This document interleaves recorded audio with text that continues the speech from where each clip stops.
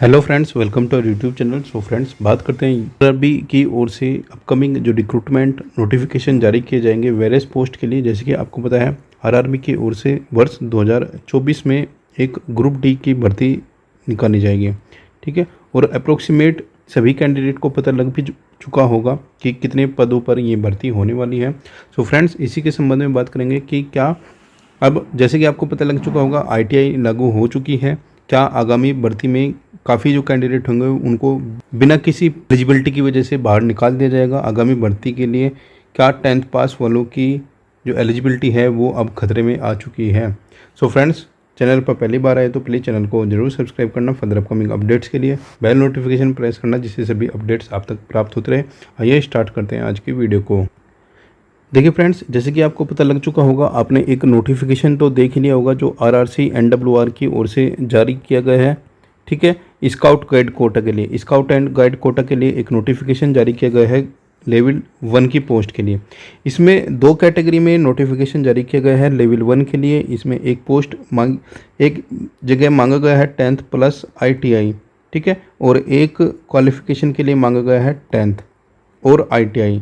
ठीक है, 10th और ITI। ठीक है, ये दो पोस्ट के लिए नोटिफिकेशन जारी किया गया है। एक जगह लिखा हुआ 10th प्लस ITI होना कंपलसरी है और एक जगह लिखा हुआ है 10th के साथ में ITI हो या फिर नहीं तो भी आप एलिजिबल हो जाओगे। जैसे कि 2019 में railway recruitment cell western railway की वेबसाइट पर यदि आप जाकर देखोगे तो वहाँ पर एक नोटिफिकेशन आपको देखने को मिल जाएगा जिसमें बताया गया है कि 2019 के बाद में जितने भी नोटिफिकेशन रेलवे रिक्रूटमेंट बोर्ड की ओर से ग्रुप डी के लिए निकाले जाएंगे उसमें 10th प्लस ITI कंपलसरी कर दिया गया है सभी मैकेनिकल, इलेक्ट्रिकल यानी कि इंजीनियरिंग डिपार्टमेंट के लिए। ठीक है, अब जैसे ही ये रिक्रूटमेंट नोटिफिकेशन देखा कैंडिडेट्स के द्वारा जो आरआरसी एनडब्ल्यूआर की ओर से जारी किया गया है, तो अब काफ़ी कैंडिडेट के माइंड में ये बातें हो रही है कि आगामी जो अपकमिंग 2024 की रिक्रूटमेंट होने वाली है, क्या उसमें भी अब लगभग 80 to 85% पोस्ट पर ITI कंपलसरी कर दिया गया है या फिर नहीं। देखिए फ्रेंड्स, हालांकि इसके रिगार्डिंग हमने भी एक वीडियो पब्लिश की थी अपने यूट्यूब चैनल पर और उसमें हमने भी आपको बताया था कि अब मैक्सिमम पोस्ट के लिए अब आपको ITI देखने को मिल सकता है।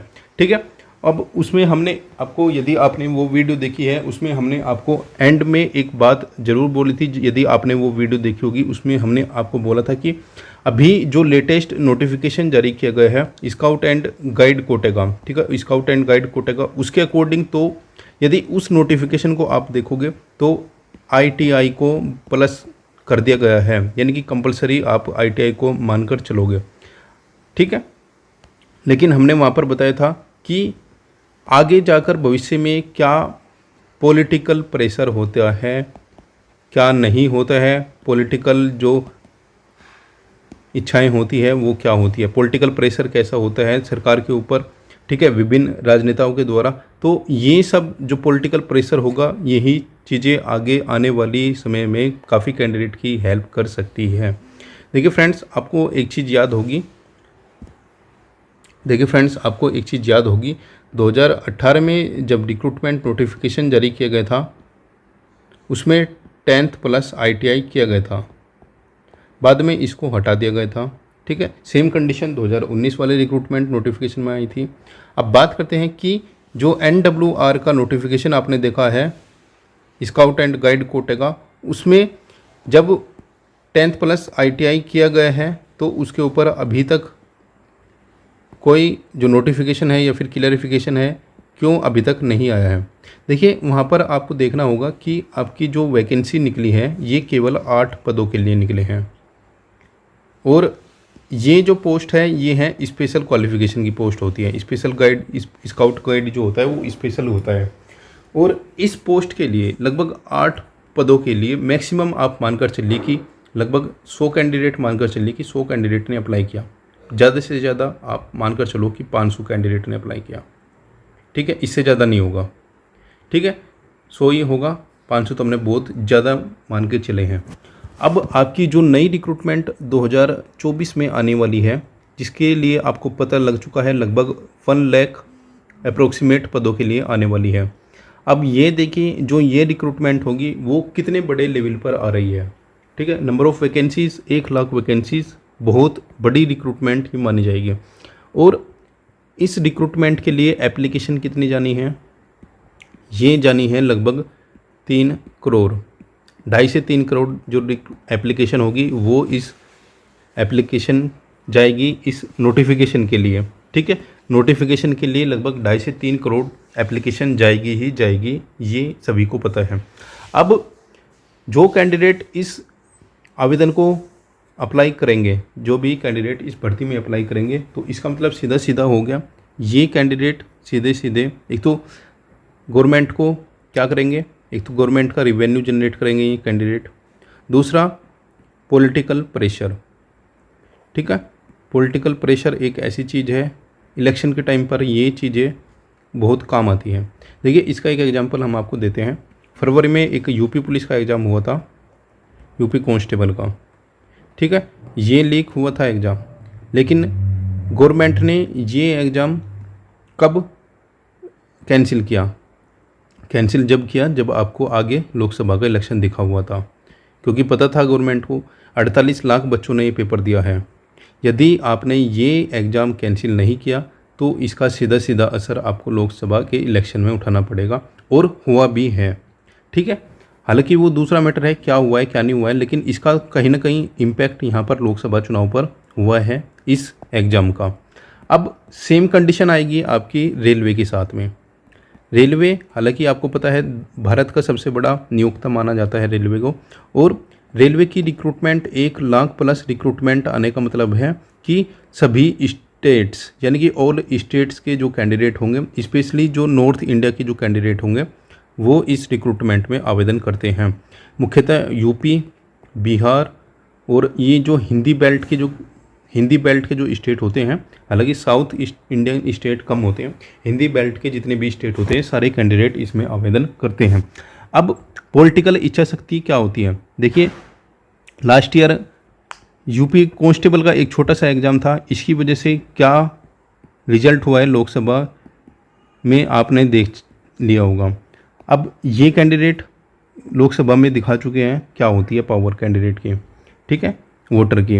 अब इसके बाद में बात करते हैं, ये यूपी को छोड़ दीजिए, यूपी का इलेक्शन तो काफ़ी दूर है, कोई दिक्कत नहीं, लेकिन आपके बिहार में, महाराष्ट्र में और हरियाणा में, ठीक है, ये 3 स्टेट के जो इलेक्शन हैं ये आपको 2024 एंड में या फिर 2025 की शुरुआत में ही देखने को मिलेंगे।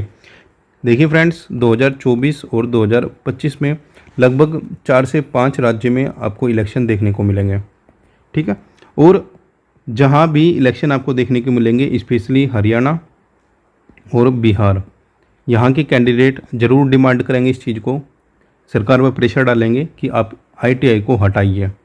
और बिहार में सरकार का कितना बोलबाला है वहाँ पर, ठीक है, ये जो श्रीमान महोदय हैं इन सब का कितना बोलबाला है आप समझते हो गवर्नमेंट में। उस टाइम पर जब कैंडिडेट वहाँ के इनसे रिक्वेस्ट करेंगे तो कहीं ना कहीं ये कैंडिडेट के फेवर में काम करेंगे। ठीक है, सो फ्रेंड्स, उम्मीद करते हैं कि आगामी जो रिक्रूटमेंट होगी उसमें देखिए कंडीशन क्या होगी। पहली कंडीशन ये होगी कि नोटिफिकेशन जो आएगा आपका उसमें 10th प्लस ITI रखा जाएगा। उसके बाद में जो होगा ये कोरिजेंडम लेके आएंगे, और उसके बाद में आपको ITI प्लस 10th को और ITI प्लस ये कर दिया जाएगा। ठीक है, सो फ्रेंड्स, अभी बिल्कुल भी आप परेशान मत होइए। जो भी कैंडिडेट केवल 10th पास वाला है आप वेट कीजिए, आगे की जो परिस्थितियाँ होती है उनको इंतज़ार करते रहिए। आने वाले टाइम में, हालांकि अभी जो नोटिफिकेशन निकाला है NWR की ओर से उसके अकॉर्डिंग तो लग रहा है कि 10th प्लस ITI ही मांगी जाएगी, लेकिन आने वाले समय में क्या होता है क्या नहीं होता है वो बाद का मैटर है। जब 2.5 से 3 करोड़ जो कैंडिडेट एप्लीकेशन अप्लाई करते हैं ना, तो उससे सरकार का रिवेन्यू भी जनरेट होता है और वोट पर भी इम्पैक्ट पड़ता है।